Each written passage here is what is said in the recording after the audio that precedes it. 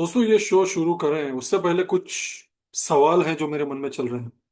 क्या middle east में शुरू हुई ये जंग एक सिंपल मिलिट्री कॉन्फ्लिक्ट है या फिर पूरा का पूरा एक सिविलाइजेशनल वॉर बन चुकी है?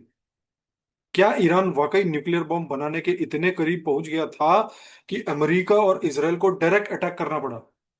क्या स्ट्रेट ऑफ हॉर्मुज पर कंट्रोल का मतलब है कि दुनिया की ऑयल सप्लाई अब खतरे में है? और सबसे बड़ा सवाल, क्या ये कॉन्फ्लिक्ट सिर्फ मिडल ईस्ट तक ही सीमित रहेगा या फिर ये पूरी दुनिया को अपनी लपेटे में ले लेगा? वंदे मातरम दोस्तों, मैं हूं विकास पाल और मैवरिक जियोपॉलिटिक्स के आज के सेशन में आप सबका बहुत बहुत स्वागत करता हूं। चैनल को लाइक शेयर और सब्सक्राइब करना बिल्कुल मत भूलिएगा, क्योंकि इन सारे सवालों का जवाब आपको इस वीडियो के अंत तक मिल जाए ऐसी मेरी पूरी चेष्टा रहेगी। तो बने रहिए मेरे साथ। दोस्तों, जो कॉन्फ्लिक्ट अभी मिडिल ईस्ट में चल रही है उससे कई एक्सपर्ट्स एक आइडियोलॉजिकल या सिविलाइजेशनल कन्फ्रंटेशन के रूप में देख रहे हैं। कुछ लोग अपनी रिलीजियस किताबों का रेफरेंस दे रहे हैं। कोई कुरान की बात कर रहा है, कोई बाइबल की बात कर रहा है। बाइबल के कोट्स दिए जा रहे हैं।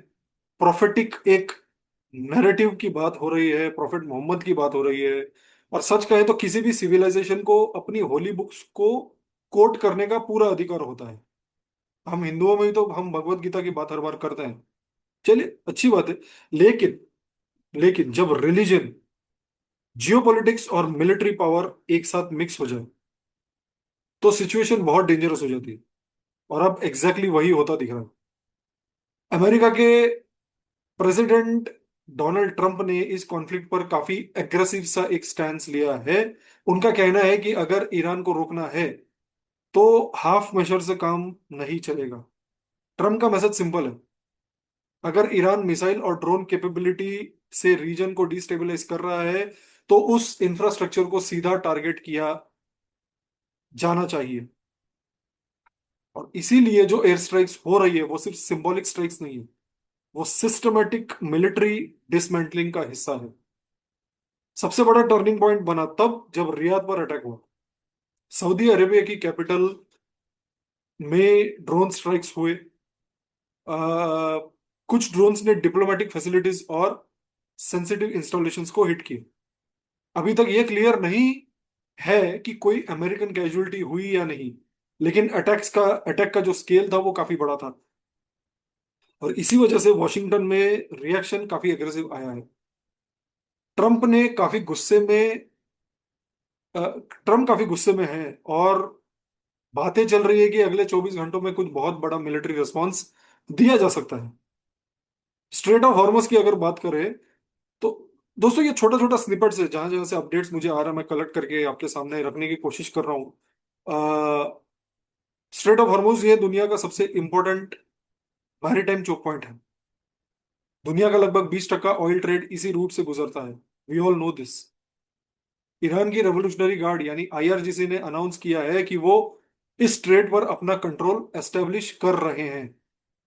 अगर ईरान सच में शिपिंग डिसरप्ट करता है तो ऑयल प्राइसेस आसमान छू सकते हैं और ग्लोबल इकोनॉमी पर इसका डायरेक्ट इम्पैक्ट पड़ेगा। ईरान ने सिर्फ मिडिल ईस्ट को ही वार्निंग नहीं दी, यूरोपियन कंट्रीज को भी मैसेज दिया है। अगर यूरोप इस कॉन्फ्लिक्ट में एक्टिवली इन्वॉल्व होता है तो कॉन्सिक्वेंसेस बहुत सीरियस हो सकते हैं। नेटो लीडरशिप भी अब ओपनली कह रही है कि ईरान यूरोप के लिए एक सिक्योरिटी थ्रेट है। यानी यह कॉन्फ्लिक्ट रीजनल बाउंड्री क्रॉस करने की कैपेसिटी रखता है। अब बैटलफील्ड सिचुएशन पर एक नजर डालते हैं। ईरान अब भी इसराइल की तरफ मिसाइल्स मार रहा है, फायर कर रहा है। लेकिन एक चेंज ये आया है कि ईरान के मिसाइल मारने की फ्रीक्वेंसी काफी कम हो गई है। पहले जितनी रैपिड फायरिंग होती थी अब उतनी नहीं हो पा रही है। इसका मतलब हो सकता है कि ईरान का मिसाइल का स्टॉक प्रेशर में आ रहा है, वो खत्म हो रहा है, वो डिप्लीट हो रहा है।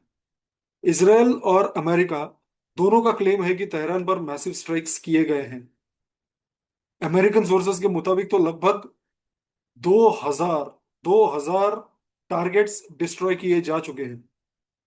इजरायली एस्टिमेट्स भी काफी हाई हैं। उनका कहना है कि 1500 के आसपास स्ट्रेटेजिक एसेट्स या टारगेट्स न्यूट्रलाइज किए गए हैं। अगर दोनों फिगर्स को कंबाइन करें तो लगभग लगभग 3,000 टारगेट्स हिट होने की बात सामने आ रही है दोस्तों। इसमें मिलिट्री बेसेस है, मिसाइल स्टोरेज है, फैसिलिटीज है, कमांड इंफ्रास्ट्रक्चर शामिल है। नेवल फ्रंट पर भी ईरान को काफी हेवी लॉसेस फेस करना पड़ रहा है। अब एक ईरानियन ड्रोन कैरियर शिप समंदर में डिस्ट्रॉय हो चुकी है। इसके अलावा 13-14 नेवल वेसल्स को हिट किया गया है, और कुछ सबमरीन्स के डैमेज होने की भी रिपोर्ट्स आ रही हैं। अगर ये कंफर्म होता है तो ईरानियन नेवल कैपेबिलिटी को एक काफी बड़ा सेटबैक लगेगा। एक और इंटरेस्टिंग डेवलपमेंट हुआ है, ईरान के प्रेसिडेंशियल कॉम्प्लेक्स को भी टारगेट किया गया है। ये वही जगह है जहां ईरानियन प्रेसिडेंट नॉर्मली ऑपरेट करते हैं।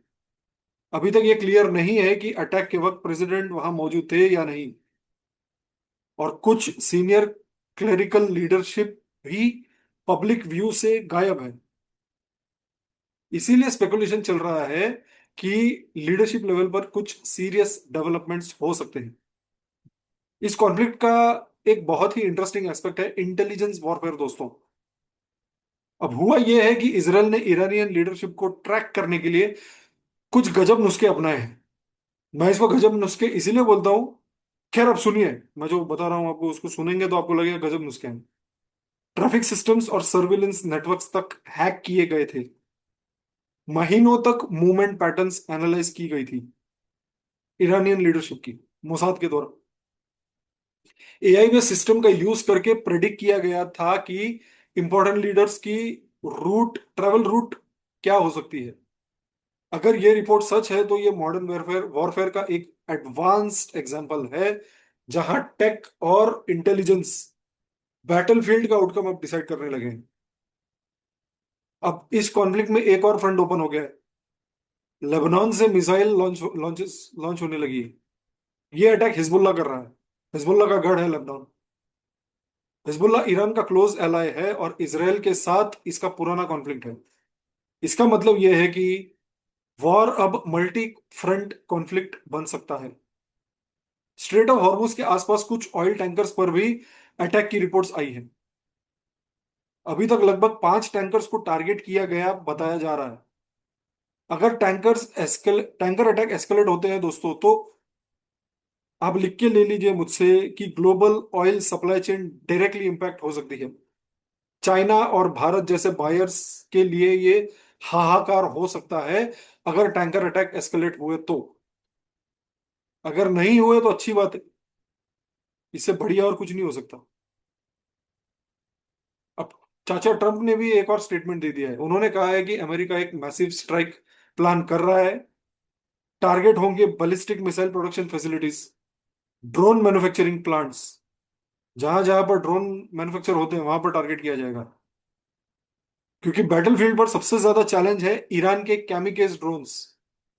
ईरान के जो कैमिकेज ड्रोन्स हैं, ये ऐसे ड्रोन्स हैं जो चीप होते हैं। चीप, बहुत ज्यादा पैसा नहीं लगता इसका। मास प्रोडक्शन कैपेसिटी है ईरान के पास इसकी, और डिटेक्ट करना बहुत ही मुश्किल है। इसीलिए डिफेंस सिस्टम के लिए ये एक सीरियस चैलेंज बन गया है, कैमिकल ड्रोन्स। अब एक और एक्सप्लोसिव रेवलेशन नेगोशिएशन फेज से आया है दोस्तों। ईरान ने नेगोशिएशंस के दौरान कहा था कि उनके पास 460 केजी एनरिच्ड यूरेनियम है। एक्सपर्ट्स के हिसाब से इस क्वांटिटी से आप लगभग लगभग 10 से 11 न्यूक्लियर बम बना सकते हैं। और अगर ये क्लेम एक्यूरेट है तो ये वेस्ट के लिए एक अलार्मिंग सिचुएशन है दोस्तों। और शायद इसी वजह से मिलिट्री ऑप्शन एक्टिवेट किया गया। ईरान के कुछ न्यूक्लियर रिलेटेड साइट्स को भी टारगेट किया गया है, जैसे इस्फहान और अराक जैसे लोकेशंस पर डैमेज की रिपोर्ट्स आई है। आईएईए यानी इंटरनेशनल एटॉमिक एनर्जी एजेंसी ने भी कंफर्म किया है कि कुछ फैसिलिटीज के एंट्री टनल्स डैमेज हुए हैं। अगर न्यूक्लियर इंफ्रा सीरियसली इंपैक्ट होता है तो ईरान का एटॉमिक प्रोग्राम टेम्पररीली एक स्लो डाउन फेस करेगा। इनफैक्ट वो शायद 10 साल पीछे चला जाए, हु नोस, अगर ये अटैक सीरियसली सही है तो। कुछ एनालिस्ट के हिसाब से ईरान के पास वॉर शुरू करने पर लगभग लगभग 2,500 बैलिस्टिक मिसाइल्स थे, 2,400 2,500। इसमें से लगभग 1500 डिस्ट्रॉय किए जा चुके हैं, और 800 से 1000 मेरे ख्याल से इन्होंने, इसराइल ने लॉन्च किया है।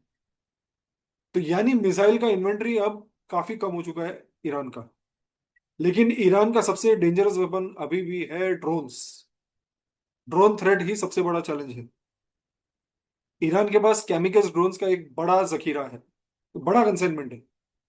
जैसे मैंने कहा, ये लो कॉस्ट होता है, रडार से बच सकता है और प्रिसिशन स्ट्राइक कर सकता है। सो जिसके पास भी केमिकल ड्रोन्स है उसकी बल्ले बल्ले है। इसी वजह से बैटलफील्ड पर सबसे ज्यादा डिसरप्शन ड्रोन से हो रहा है आज। और इसी कैपेबिलिटी को न्यूट्रलाइज करना अमेरिका और इसराइल का सबसे बड़ा प्रायोरिटी है। It is their next objective.